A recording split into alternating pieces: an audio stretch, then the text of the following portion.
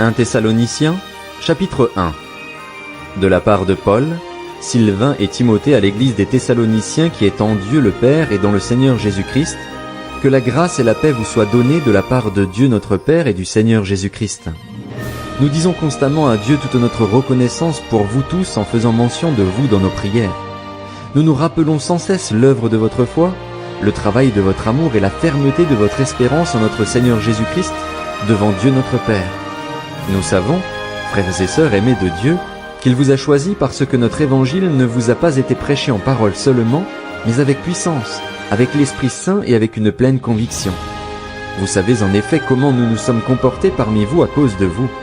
Vous-même, vous êtes devenus nos imitateurs et ceux du Seigneur en accueillant la parole au milieu de grandes difficultés avec la joie du Saint-Esprit. Ainsi, vous êtes devenus un modèle pour tous les croyants de la Macédoine et de l'Achaïe. En effet, non seulement la parole du Seigneur a retenti depuis chez vous en Macédoine et en Achaïe, mais c'est aussi partout que votre foi en Dieu s'est fait connaître, de sorte que nous n'avons pas besoin d'en parler. De fait, on raconte à notre sujet quel accueil nous avons eu auprès de vous et comment vous vous êtes tournés vers Dieu en abandonnant les idoles pour servir le Dieu vivant et vrai et pour attendre du ciel son Fils qu'il a ressuscité, Jésus, celui qui nous délivre de la colère à venir. 1 Thessaloniciens, chapitre 2. Vous savez vous-même, frères et sœurs, que notre arrivée chez vous n'a pas été sans résultat. Après avoir souffert et avoir été maltraités à Philippe, comme vous le savez, nous avons pris de l'assurance en notre Dieu pour vous annoncer l'évangile de Dieu à travers bien des combats. En effet, notre prédication ne repose ni sur l'erreur, ni sur des motifs impurs, ni sur la ruse. Mais, puisque Dieu nous a jugés dignes de nous confier l'évangile, nous parlons, non dans l'idée de plaire à des hommes, mais pour plaire à Dieu qui éprouve notre cœur. Jamais, en effet, nous n'avons eu recours à des paroles flatteuses, comme vous le savez. Jamais nous n'avons eu la soif de posséder pour mobile, Dieu en est témoin. Nous n'avons pas recherché la gloire qui vient des hommes, ni de vous ni des autres. Nous aurions pu nous imposer en tant qu'apôtres de Christ, mais nous avons été pleins de bienveillance au milieu de vous. De même qu'une mère prend un tendre soin de ses enfants, nous aurions voulu, dans notre vive affection pour vous, non seulement vous donner l'évangile de Dieu, mais encore notre propre vie, tant vous nous étiez devenus chers. Vous vous rappelez, frères et sœurs, notre peine et notre fatigue. C'est en travaillant nuit et jour, pour n'être à la charge d'aucun d'entre vous, que nous vous avons prêché l'évangile de Dieu. Vous en êtes témoins, et Dieu l'est aussi. Nous nous sommes comportés envers vous qui croyez d'une manière sainte, juste et irréprochable. Vous savez aussi que nous avons été pour chacun de vous ce qu'un père est pour ses enfants. Nous vous avons encouragé, réconforté et supplié de marcher d'une manière digne de Dieu, qui vous appelle à son royaume et à sa gloire. C'est pourquoi nous disons sans cesse à Dieu toute notre reconnaissance de ce que, en recevant la parole de Dieu que nous vous avons fait entendre, vous l'avez accueillie non comme la parole des hommes, mais comme ce qu'elle est vraiment, la parole de Dieu agissant en vous qui croyez. De fait, vous, frères et sœurs, vous êtes devenus les imitateurs des églises de Dieu qui sont en Jésus-Christ en Judée, parce que vous aussi, vous avez enduré de la part de vos propres compatriotes les mêmes souffrances qu'elles de la part des Juifs. Ils ont fait mourir le Seigneur Jésus et leurs prophètes.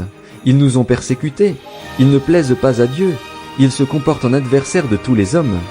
Ils nous empêchent de parler aux non-juifs pour qu'ils soient sauvés et portent ainsi constamment leurs péchés à leur comble. Mais la colère a fini par les atteindre. Quant à nous, frères et sœurs, séparés de vous pour un peu de temps, de corps mais non de cœur, nous avons redoublé d'efforts pour vous revoir, car c'était notre grand désir. C'est ainsi que nous avons voulu aller vers vous, du moins moi, Paul, à une ou deux reprises, mais Satan nous en a empêchés. En effet, quelle est notre espérance, ou notre joie, ou notre couronne de gloire?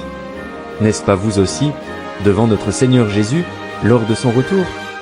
Oui, vous êtes notre gloire et notre joie. 1 Thessaloniciens, chapitre 3. C'est pourquoi, n'y tenant plus, nous avons jugé bon de rester seuls à Athènes et vous avons envoyé notre frère Timothée, serviteur de Dieu et notre collaborateur dans l'évangile de Christ, pour vous affermir et vous encourager dans votre foi, afin que personne ne soit ébranlé au milieu des difficultés présentes. En effet, vous le savez vous-même, c'est à cela que nous sommes destinés. De fait, lorsque nous étions chez vous, nous vous annoncions d'avance que nous allions connaître la persécution, et c'est ce qui est arrivé, comme vous le savez. Voilà pourquoi, n'y tenant plus, je l'ai envoyé pour m'informer de votre foi, dans la crainte que le tentateur ne vous ait tenté et que nous n'ayons travaillé pour rien. Mais Timothée vient de nous arriver de chez vous, et il nous a donné de bonnes nouvelles de votre foi et de votre amour. Il nous a dit que vous avez toujours de nous un bon souvenir et que vous désirez nous revoir autant que nous le désirons aussi. C'est pourquoi, frères et sœurs, dans nos angoisses et nos épreuves, nous avons été encouragés à votre sujet par votre foi. En effet, maintenant nous vivons, puisque vous tenez ferme dans le Seigneur. Comment exprimer en retour toute notre reconnaissance à Dieu à votre sujet pour toute la joie que nous éprouvons à cause de vous devant notre Dieu? Nuit et jour, nous le prions avec beaucoup d'insistance de nous permettre de vous revoir et de compléter ce qui manque à votre foi. Que Dieu lui-même, notre Père et notre Seigneur Jésus-Christ dirigent notre parcours jusque chez vous. Que le Seigneur fasse grandir et déborder l'amour que vous avez les uns pour les autres et pour tous les hommes, à l'exemple de celui que nous avons pour vous. Qu'il affermisse ainsi votre cœur pour qu'il soit irréprochable dans la sainteté devant Dieu notre Père, lors du retour de notre Seigneur Jésus avec tous ses saints. 1 Thessaloniciens, chapitre 4. Maintenant donc, frères et sœurs, vous avez appris de nous comment vous devez vous conduire et plaire à Dieu, et c'est ce que vous faites. De même, nous vous le demandons et nous vous y encourageons dans le Seigneur Jésus, progressez encore. Vous savez, en effet, quelles instructions nous vous avons données de la part du Seigneur Jésus. Ce que Dieu veut, c'est votre progression dans la sainteté. C'est que vous vous absteniez de l'immoralité sexuelle. C'est que chacun de vous sache garder son corps dans la consécration et la dignité, sans le livrer à la passion du désir comme les membres des autres peuples qui ne connaissent pas Dieu. C'est que personne dans ce domaine ne fasse de tort à son frère ou ne porte atteinte à ses droits, parce que le Seigneur fait justice de tous ses actes, comme nous vous l'avons déjà dit et attesté. En effet, Dieu ne nous a pas appelés à l'impureté, mais à la consécration.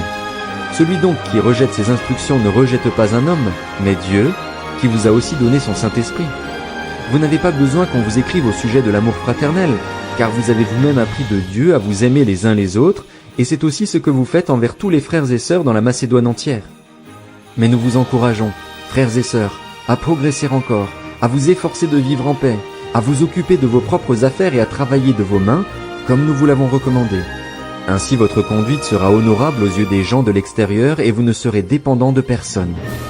Nous ne voulons pas, frères et sœurs, que vous soyez dans l'ignorance au sujet de ceux qui sont morts, afin que vous ne soyez pas dans la tristesse comme les autres, qui n'ont pas d'espérance. En effet, si nous croyons que Jésus est mort et qu'il est ressuscité, nous croyons aussi que Dieu ramènera par Jésus et avec lui ceux qui sont morts. Voici ce que nous vous déclarons d'après la parole du Seigneur. Nous les vivants, restés pour le retour du Seigneur, nous ne devancerons pas ceux qui sont morts. En effet, le Seigneur lui-même, un signal donné, à la voix d'un archange et au son de la trompette de Dieu, descendra du ciel et ceux qui sont morts en Christ ressusciteront d'abord. Ensuite, nous qui serons encore en vie, nous serons tous ensemble enlevés avec eux sur des nuées à la rencontre du Seigneur dans les airs, et ainsi nous serons toujours avec le Seigneur. Encouragez-vous donc les uns les autres par ces paroles. 1 Thessaloniciens, chapitre 5. En ce qui concerne les temps et les moments, vous n'avez pas besoin, frères et sœurs, qu'on vous écrive à ce sujet. En effet, vous savez bien vous-même que le jour du Seigneur viendra comme un voleur dans la nuit. Quand les hommes diront « paix et sécurité », alors une ruine soudaine fondra sur eux, comme les douleurs sur la femme enceinte. Ils n'y échapperont pas. Mais vous, frères et sœurs, vous n'êtes pas dans les ténèbres pour que ce jour vous surprenne comme un voleur. Vous êtes tous des enfants de la lumière et des enfants du jour. Nous ne sommes pas de la nuit ni des ténèbres.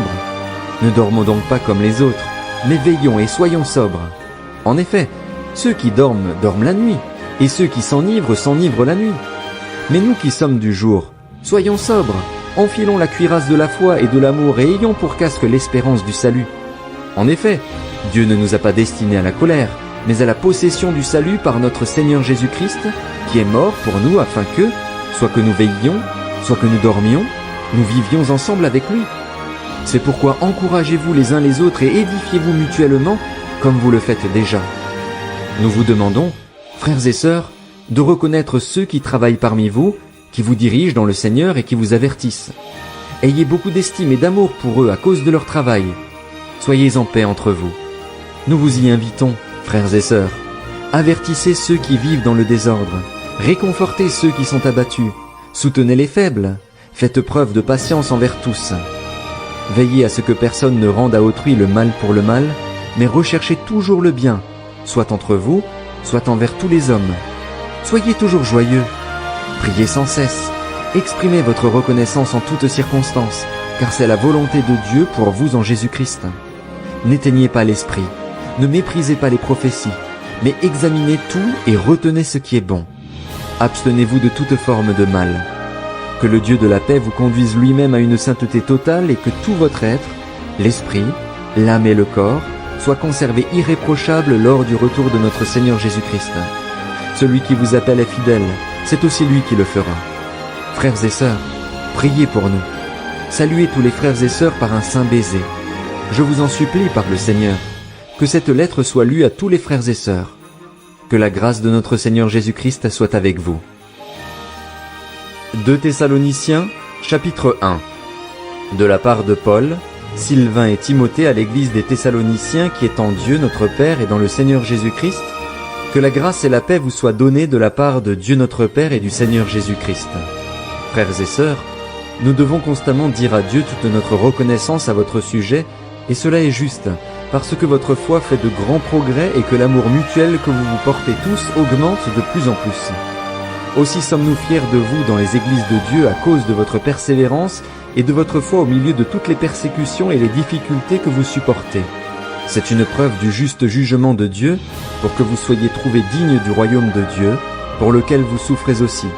En effet, il est juste aux yeux de Dieu de rendre la souffrance à ceux qui vous font souffrir et de vous donner, à vous qui souffrez, du repos avec nous lorsque le Seigneur Jésus apparaîtra du ciel avec les anges de sa puissance, au milieu d'une flamme de feu, pour punir ceux qui ne connaissent pas Dieu et ceux qui n'obéissent pas à l'évangile de notre Seigneur Jésus-Christ. Ils auront pour peine une ruine éternelle, loin de la présence du Seigneur et de la gloire de sa force lorsqu'il viendra, ce jour-là, pour être célébré parmi ses saints et admiré parmi tous ceux qui auront cru. Or vous avez cru à notre témoignage. C'est pourquoi nous prions constamment pour vous, afin que notre Dieu vous trouve digne de son appel et que par sa puissance il mène à leur accomplissement tout désir de faire le bien et toute œuvre de la foi. Ainsi la gloire du nom de notre Seigneur Jésus-Christ sera révélée en vous et la vôtre en lui, conformément à la grâce de notre Dieu et Seigneur Jésus-Christ.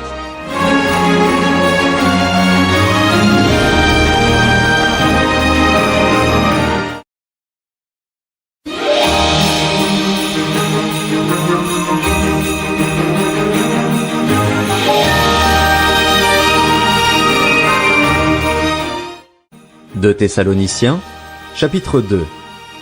En ce qui concerne le retour de notre Seigneur Jésus-Christ et notre rassemblement auprès de lui, nous vous le demandons, frères et sœurs, ne vous laissez pas facilement ébranler dans votre bon sens ni troubler par une révélation, par une parole ou par une lettre qui semblerait venir de nous, comme si le jour du Seigneur était déjà là. Que personne ne vous trompe d'aucune manière. En effet, il faut que l'apostasie arrive d'abord et qu'apparaisse l'homme de péché, le fils de la perdition, l'adversaire qui s'élève contre tout ce qu'on appelle Dieu ou qu'on adore. Il va jusqu'à s'asseoir comme Dieu dans le temple de Dieu en se proclamant lui-même Dieu. Ne vous rappelez-vous pas que je vous disais cela lorsque j'étais encore chez vous? Et maintenant vous savez ce qui le retient, afin qu'il n'apparaisse que lorsque le moment sera venu pour lui. En effet, le mystère de l'impiété agit déjà. Il faut seulement que celui qui le retient encore ait disparu. Alors apparaîtra l'impie que le Seigneur Jésus détruira par le souffle de sa bouche et qu'il anéantira par la manifestation de son retour. La venue de cet impie se fera par la puissance de Satan, avec toutes sortes de miracles, de signes et de prodiges mensongers et avec toutes les séductions de l'injustice pour ceux qui périssent, parce qu'ils n'ont pas accueilli l'amour de la vérité pour être sauvés. C'est pourquoi Dieu leur envoie une puissance d'égarement pour qu'ils croient au mensonge, afin que tous ceux qui n'ont pas cru à la vérité mais ont pris plaisir à l'injustice soient condamnés. Quant à nous, frères et sœurs bien-aimés du Seigneur, nous devons constamment dire à Dieu toute notre reconnaissance à votre sujet, parce que Dieu vous a choisi dès le commencement pour le salut par la sainteté que procure l'Esprit et par la foi en la vérité. C'est à cela qu'il vous a appelé par notre évangile, pour que vous possédiez la gloire de notre Seigneur Jésus-Christ. Ainsi donc, frères et sœurs, tenez ferme et retenez les enseignements que nous vous avons transmis, soit oralement, soit par notre lettre. Que notre Seigneur Jésus-Christ à lui-même et Dieu notre Père, qui nous a aimés et qui nous a donné par sa grâce une consolation éternelle et une bonne espérance, encourage votre cœur et vous affermisse dans toute bonne œuvre et dans toute bonne parole. De Thessaloniciens, chapitre 3. Maintenant donc, frères et sœurs, priez pour nous afin que la parole du Seigneur se propage et soit honorée comme elle l'est chez vous, et que nous soyons délivrés des hommes méchants et pervers, car tous n'ont pas la foi. Le Seigneur est fidèle, il vous affermira et vous protégera du mal. Nous avons confiance dans le Seigneur à votre sujet, car vous faites et vous ferez ce que nous vous recommandons. Que le Seigneur dirige votre cœur vers l'amour de Dieu et vers la patience de Christ. Nous vous recommandons, frères et sœurs, au nom de notre Seigneur Jésus-Christ, de vous éloigner de tout frère qui mène une vie désordonnée et ne suit pas les instructions reçues de nous. Vous savez vous-même comment il faut nous imiter, car nous ne nous sommes pas livrés au désordre parmi vous et nous n'avons mangé gratuitement le pain de personne. Au contraire, nuit et jour, dans la fatigue et dans la peine, nous avons travaillé pour n'être à la charge d'aucun de vous. Non que nous n'en ayons pas le droit, mais nous avons voulu vous donner en nous-mêmes un modèle à imiter. En effet, lorsque nous étions chez vous, nous vous recommandions ceci: si quelqu'un ne veut pas travailler, qu'il ne mange pas non plus. Nous apprenons cependant que quelques-uns parmi vous mènent une vie désordonnée. Ils ne travaillent pas mais se mêlent des affaires des autres. Nous invitons ces gens-là, et nous les encourageons par notre Seigneur Jésus-Christ, à travailler paisiblement pour manger leur propre pain. Quant à vous, frères et sœurs, ne négligez pas de faire le bien. Si quelqu'un n'obéit pas à ce que nous disons par cette lettre, notez-le et n'ayez pas de relation avec lui, afin qu'il en éprouve de la honte. Ne le considérez pas comme un ennemi, mais avertissez-le comme un frère. Que le Seigneur de la paix vous donne lui-même la paix en tout temps et de toute manière. Que le Seigneur soit avec vous tous. Moi, Paul, je vous salue de ma propre main. C'est là ma signature dans toutes mes lettres, c'est ainsi que j'écris. Que la grâce de notre Seigneur Jésus-Christ soit avec vous tous. 1 Timothée, chapitre 1. De la part de Paul, apôtre de Jésus-Christ par ordre de Dieu notre Sauveur et du Seigneur Jésus-Christ notre espérance, à Timothée, mon enfant véritable dans la foi, que la grâce, la compassion et la paix te soient données de la part de Dieu notre Père et de Jésus-Christ notre Seigneur. À mon départ pour la Macédoine, je t'ai encouragé à rester à Éphèse pour donner instruction à certaines personnes de ne pas enseigner d'autres doctrines et de ne pas s'attacher à des fables et des généalogies sans fin qui produisent des controverses au lieu de servir le projet de Dieu qui s'accomplit dans la foi. Le but de ces instructions, c'est un amour qui provienne d'un cœur pur, d'une bonne conscience et d'une foi sincère. Certains se sont écartés de cette ligne et se sont égarés dans des discours creux. Ils veulent être des professeurs de la loi, mais ils ne comprennent rien à ce qu'ils disent ni à ce qu'ils affirment avec assurance. Nous savons que la loi est bonne, pourvu qu'on en fasse un usage légitime, en sachant bien qu'elle n'est pas faite pour les justes, mais pour les malfaiteurs et les rebelles, les impies et les pécheurs, les sacrilèges et les profanateurs, ceux qui tueraient père et mère, les meurtriers, ceux qui vivent dans l'immoralité sexuelle, les homosexuels, les trafiquants d'esclaves, les menteurs, les parjures et tout ce qui est contraire à la saine doctrine. Voilà ce qui est conforme au glorieux évangile du Dieu bienheureux tel qu'il m'a été confié. Je suis reconnaissant envers celui qui m'a fortifié, Jésus-Christ notre Seigneur, car il m'a jugé digne de confiance en m'établissant à son service, moi qui étais auparavant un blasphémateur, un persécuteur, un homme violent. Cependant, il m'a été fait grâce parce que j'agissais par ignorance, dans mon incrédulité. Et la grâce de notre Seigneur a surabondé, avec la foi et l'amour qui sont en Jésus-Christ. Cette parole est certaine et digne d'être acceptée sans réserve. Jésus-Christ est venu dans le monde pour sauver des pécheurs. Je suis moi-même le premier d'entre eux, mais il m'a été fait grâce afin que Jésus-Christ montre en moi le premier toute sa patience et que je serve ainsi d'exemple à ceux qui croiraient en lui pour la vie éternelle. Ô Roi des siècles, ô Dieu immortel, invisible et seul sage, soit honneur et gloire au siècle des siècles. Amen. Timothée, mon enfant, voici l'instruction que je t'adresse, conformément aux prophéties faites précédemment à ton sujet. T'appuyant sur elle, combat le bon combat en gardant la foi et une bonne conscience. Cette conscience, quelques-uns l'ont rejetée, et ils ont fait naufrage par rapport à la foi. C'est le cas d'Hyménée et d'Alexandre, que j'ai livrés à Satan afin qu'ils apprennent à ne plus blasphémer.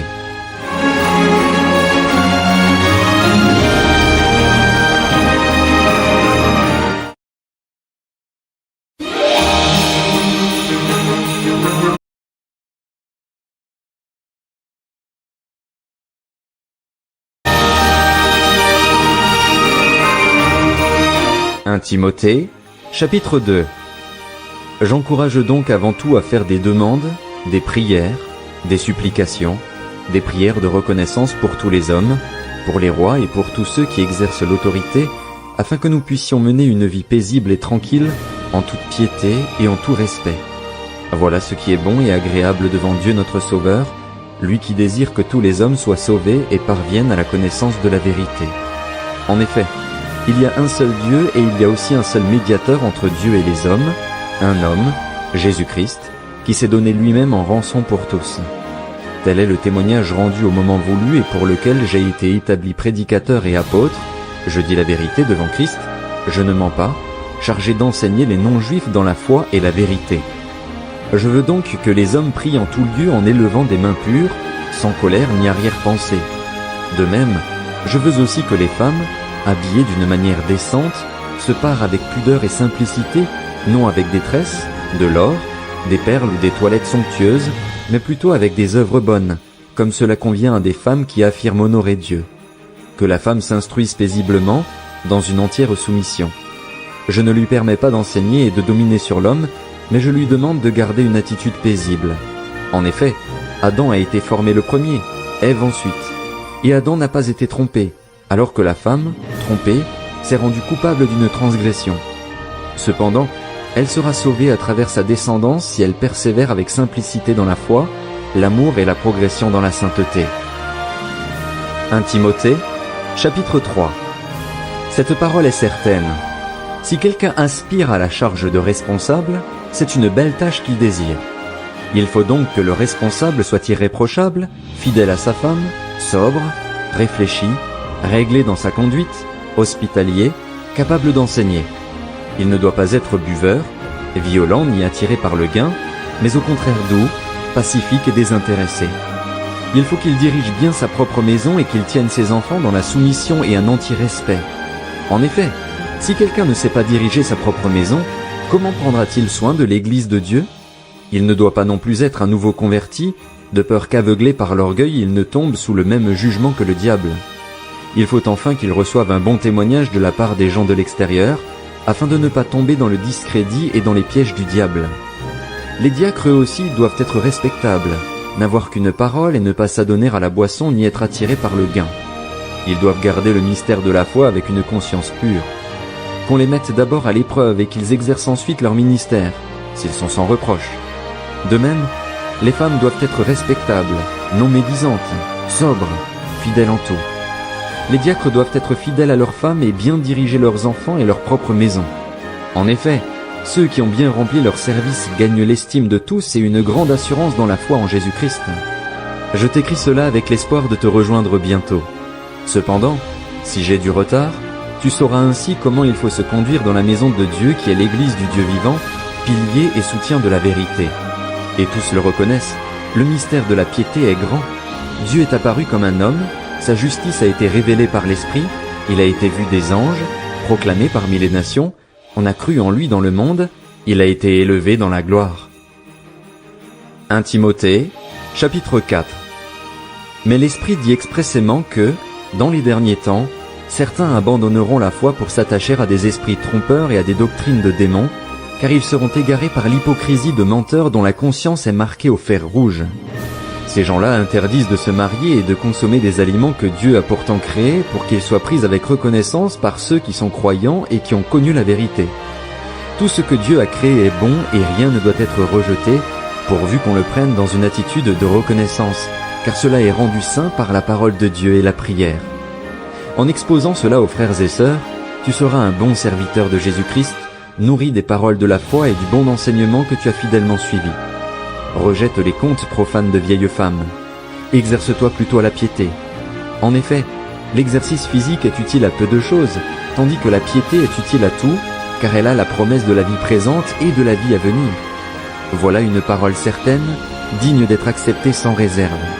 C'est dans cette perspective en effet que nous travaillons et que nous nous laissons insulter, parce que nous avons mis notre espérance dans le Dieu vivant qui est le sauveur de tous les hommes, et en particulier des croyants. Transmets ces instructions et enseigne-les.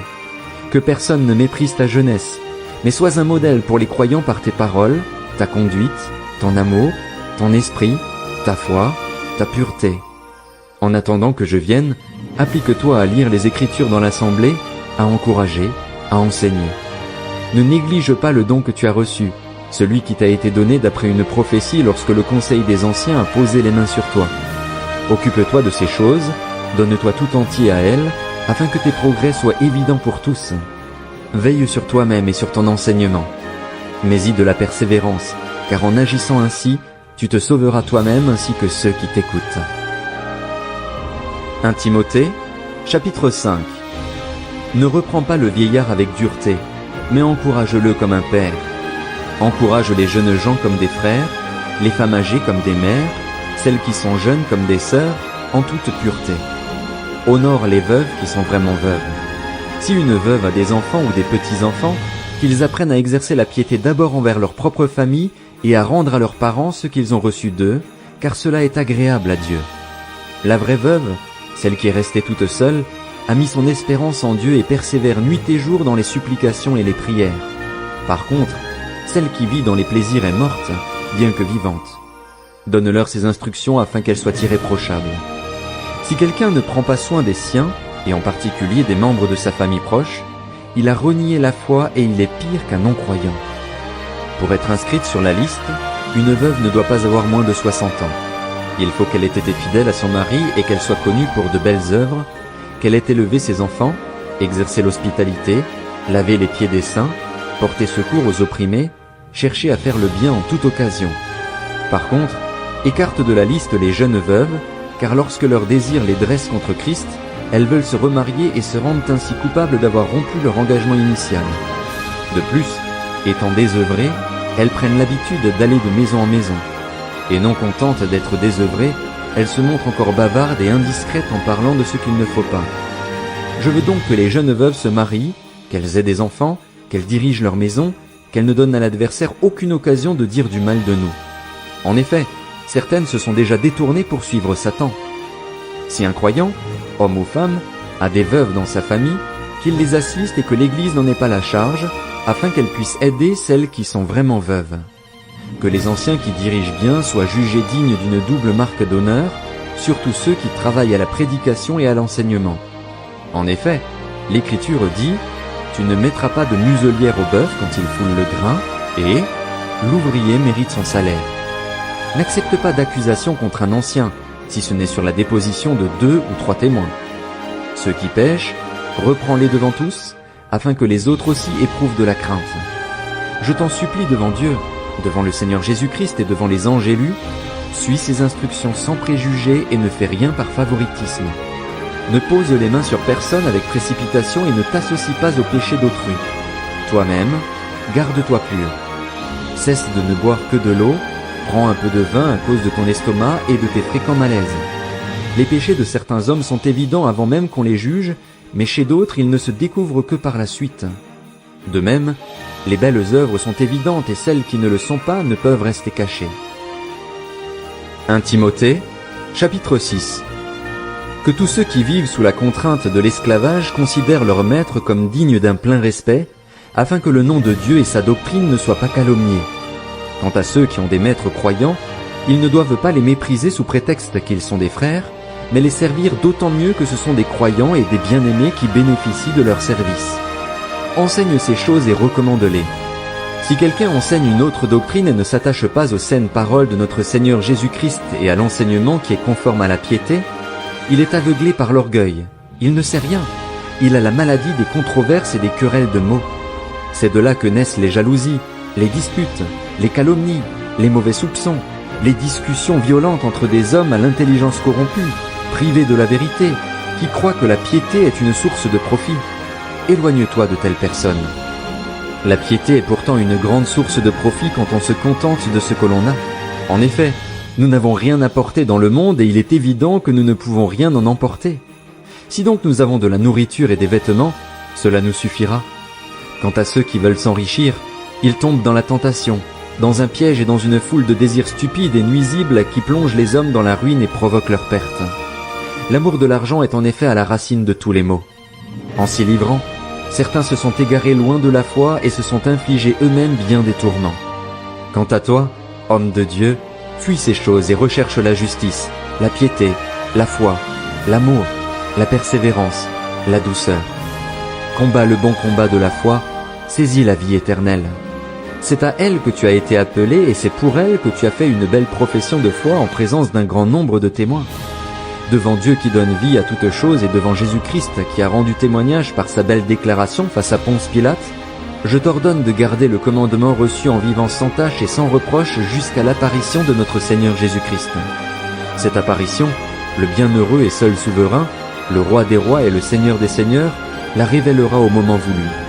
Il est le seul à posséder l'immortalité, lui qui habite une lumière inaccessible et qu'aucun homme n'a vu ni ne peut voir. À lui soit l'honneur et la puissance éternelle. Amen. Aux riches de ce monde, ordonne de ne pas être orgueilleux et de ne pas mettre leur espérance dans des richesses incertaines, mais dans le Dieu vivant, qui nous donne tout avec abondance pour que nous en jouissions. Ordonne-leur de faire le bien, d'être riches en belles œuvres, de se montrer généreux, prêts à partager. Ils s'assureront ainsi en guise de trésor de bonnes fondations pour l'avenir, afin de saisir la vie éternelle. Cher Timothée, garde le dépôt qui t'a été confié. Évite les bavardages profanes et les objections de la pseudo-connaissance. En s'y engageant, certains se sont détournés de la foi. Que la grâce soit avec toi.